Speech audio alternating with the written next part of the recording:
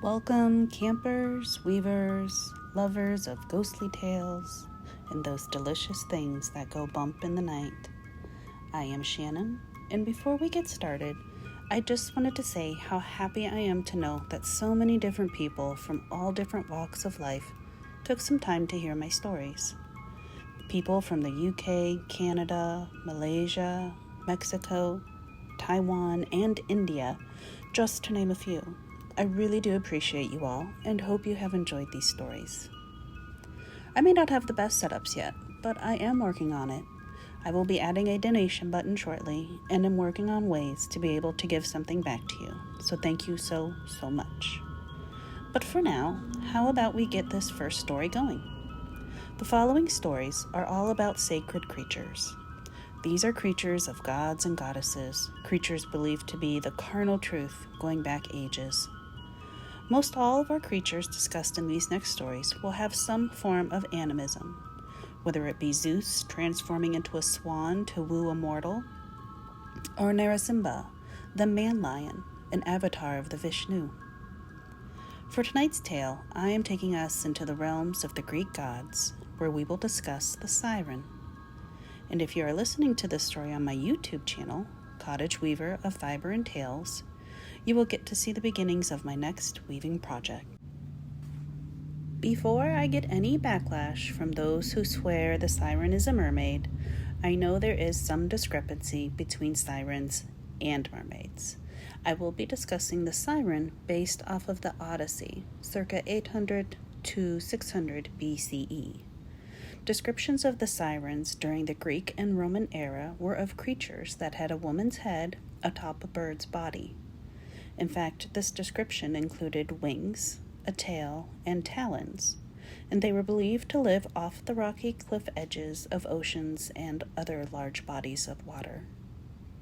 These descriptions can be seen on ceramics, paintings, and tomb sculptures from the time of Homer's Odyssey. Personally, I am partial to large birds, particularly the hawk and buzzard, the buzzard probably being my favorite of all the flesh-eating birds.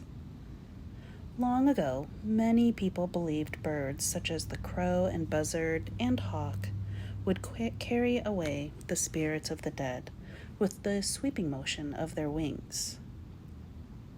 There is some scholarly debate, though, that the siren, the woman/bird hybrid, harkened back to the Egyptian bow-bird, but a picture was discovered in a Turkish settlement about 6,500 BCE, showing that the Egyptians were not the only ones who believed and worshipped these animal/human hybrids.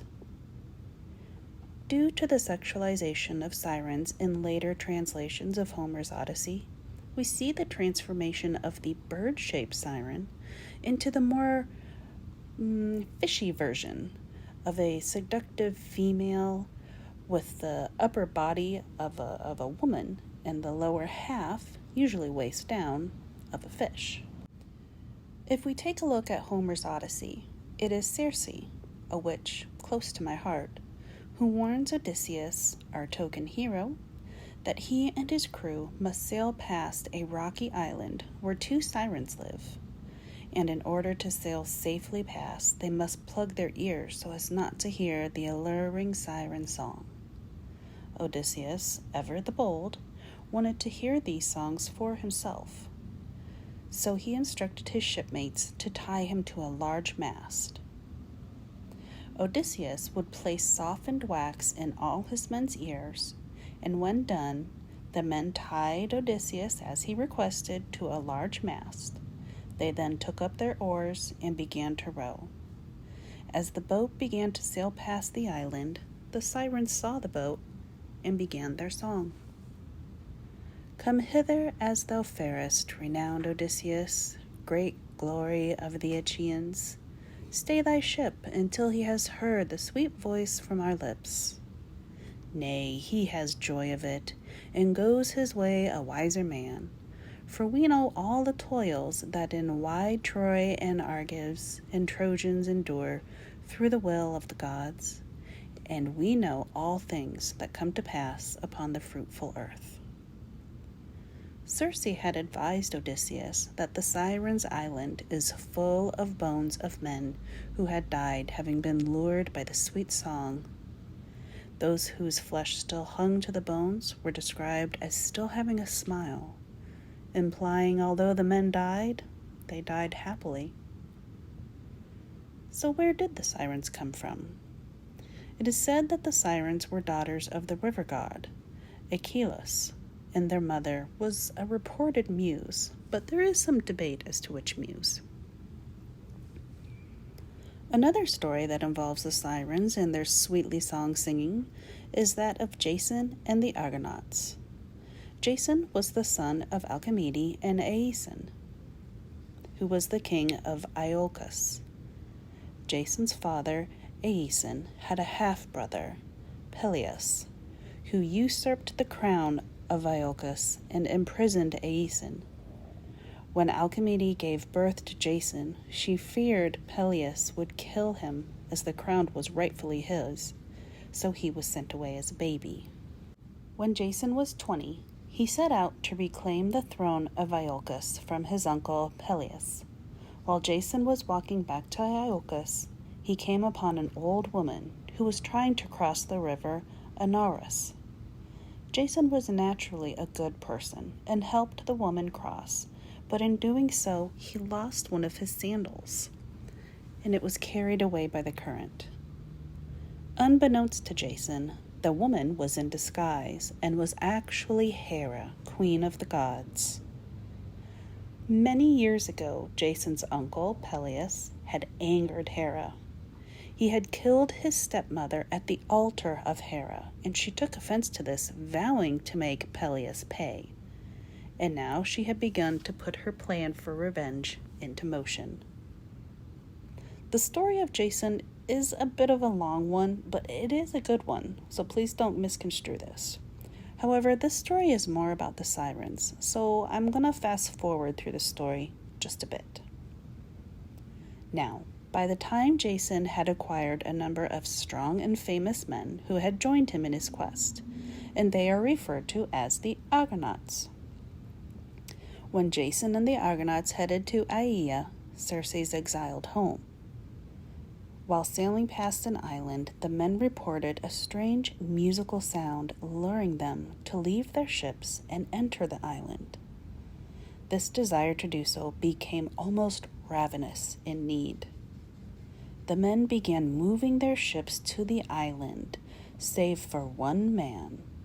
One of Jason's Argonauts was a man named Orpheus, who was a famed musician.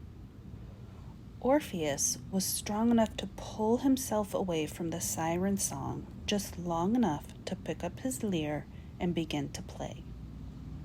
Suddenly, the Sirens and Orpheus are in a musical battle, with the Sirens singing sweet songs of eternal paradise, and Orpheus playing his lyre and singing his own song to call the men back. Orpheus sang so triumphantly that the men were able to focus on his singing and playing, and they were able to turn their ships back on course and sail past the Sirens and their island. Now this is an excerpt from the Book of the Argonautica by Apollonius of Rhodes. Suddenly to the heroes, to the Sirens sent forth from their lips a lily-like voice, and they were already about to cast from the ship the hawsers to the shore, had not Triaon Orpheus, son of Oregus, stringing in his hands his Bistonian lyre, run forth the hasty snatch of a rippling melody, so that their ears might be filled with the Argonautica. Unfortunately, one of the Argonauts did not make it. Butes was not able to focus on his comrade's playing. He jumped over the side of the boat and swam towards the rocks. Yelling for Butes to stop and return to the ship, the men watched as the goddess Aphrodite appeared and saved their friend Butes. It seems now the Sirens and their songs have left their island, as some people dream of hearing the Sirens' sweet song. Usually, when these songs are heard during a dream state, it is a warning of danger and that action is needed to be taken right away. Another interpretation is that a transformation is just ahead of you. The sirens are singing for you to pay attention and embrace the change that is ahead. It is a sort of wake-up call, calling you to look out and be aware of the change that is coming. This could be something that is causing a lot of strife or can be very emotional for you and you're trying to ignore it. But the siren song is telling you not to ignore this and to face the challenge head on. Clearly, the symbolism of the siren has changed from that of deceit and death to some sort of higher self or a sort of spiritual alarm to help and guide you through a difficult time ahead. If you don't know who Margaret Atwood is, she is a famous novelist and poet, most notably for her story The Handmaid's Tale, which has now been adapted to a television series. One of Miss Atwood's poems is that of the Siren Song. It is written in the viewpoint of the siren herself, and I shall read it to you.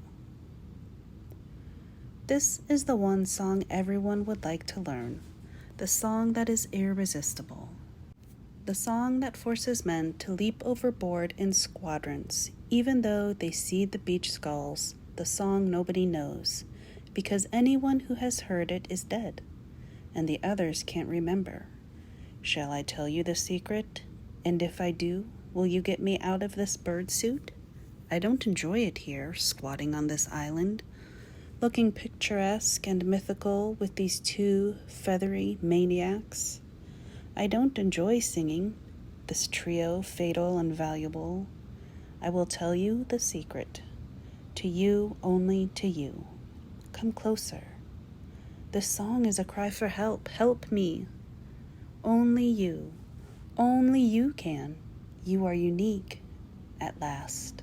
Alas, it is a boring song, but it works every time. Well, friends, I hope you enjoyed that poem, and I hope you enjoyed the telling of the sirens, at least in its first ever form. Sadly, those sirens of feather and talon have fallen away from history, being replaced by their sister, the mermaid, in most forms. With that being said, I should probably do my next podcast on the mermaids. It just seems fitting that if we're going to talk about sirens, we should include more of their history as well. But when I'm going to talk about the mermaids, I don't mean the red-headed, fare thee well Little Mermaid. I'm talking about the darker mermaid. These mermaids are seductive and they have a hunger for flesh. So stay tuned. And if you perchance viewed my YouTube channel to hear this tale, then you will see that my weaving project is not quite finished. But hopefully I will be able to wrap it up with episode 17, Mermaids. I hope you're enjoying the beginning of fall, and I look forward to speaking with you soon.